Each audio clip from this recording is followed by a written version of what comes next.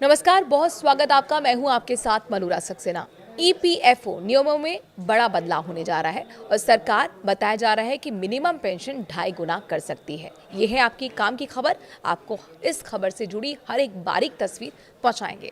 तो कर्मचारी भविष्य निधि संगठन यानी कि ईपीएफओ 10 या 11 अक्टूबर को बेंगलुरु में होने वाली केंद्रीय न्यासी बोर्ड की बैठक में कर्मचारी पेंशन योजना यानी कि ईपीएस 95 के तहत न्यूनतम पेंशन 1,000 रुपए से बढ़ाकर 2,500 रुपए करने के प्रस्ताव पर चर्चा कर सकती है। आइए आपको बताते हैं कि आखिर इस मामले में किस तरह की खबर सामने आई है।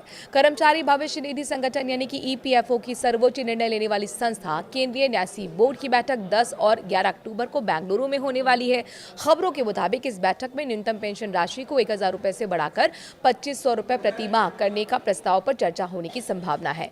ईपीएफओ के तहत कर्मचारी पेंशन योजना ईपीएस 95 के तहत न्यूनतम पेंशन वर्तमान में 1,000 रुपए प्रति माह है और ये राशि 2014 में तय की गई थी। तब से इसमें कोई बदलाव नहीं हुआ है। विभिन्न कर्मचारी संगठन लंबे समय से मांग कर रहे हैं कि मौजूदा महंगाई को देखते हुए 1,000 रुपए की राशि बहुत कम है। ट्रेड यूनियन और पेंशनर्स के विभिन्न संघ लंबे समय से कर्मचारी पेंशन योजना के तहत पेंशन राशि को बढ़ाकर 7,500 रुपए करने की मांग कर रहे हैं।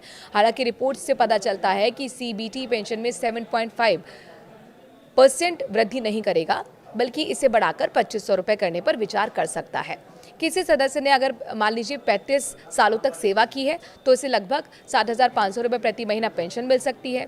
ईपीएस के तहत पेंशन प्राप्त करने के लिए न्यूनतम 10 वर्षों की निरंतर सेवा जरूरी है और सदस्य 58 वर्ष की आयु प्राप्त करने पर नियमित पेंशन के हकदार होते हैं। अगर कोई सदस्य इस तिथि से पहले नौकरी छोड़ देता है तो उसे निकासी लाभ या कम पेंशन मिलती है। अब ऐसे में क्या सदस्य उम्मीद कर सकते हैं, सवाल का जवाब जान लीजिए। इस बैठक का अन्य प्रमुख एजेंडा ईपीएफओ 3.0 परियोजना है। ईपीएफओ 3.0 के तहत संगठन को पूरी तरह से डिजिटल और कागज रहित बनाने की योजना है। इसमें एटीएम से सीधे पीएफ विड्रॉल, यूपीआई के माध्यम से तत्काल PF withdrawal, real time claim settlement और करेक्शन फैसिलिटी और ऑनलाइन डेथ क्लेम का आसान सेटलमेंट और ऑटोमेटिक डेटा इंटीग्रेशन जैसी सुविधाएं शामिल हो सकती हैं। इन्फोसिस, विप्रो, टाटा कंसल्टेंसी सर्विसेज यानी कि टीसीएस जैसी बड़ी भारतीय जो आईटी कंपनीज हैं उसको इस बड़े पैमाने पर तकनीकी एडवांसमेंट के प्रबंधन और एग्जीक्यूशन की जिम्मेदारी सौंपी जा सकती है। तकनीकी टेस्टिंग और सिस्टम इंटीग्रेशन चुनौतियों के कारण देरी के बीच अब ये परियोजना अगले साल शुरू होने की संभावना है।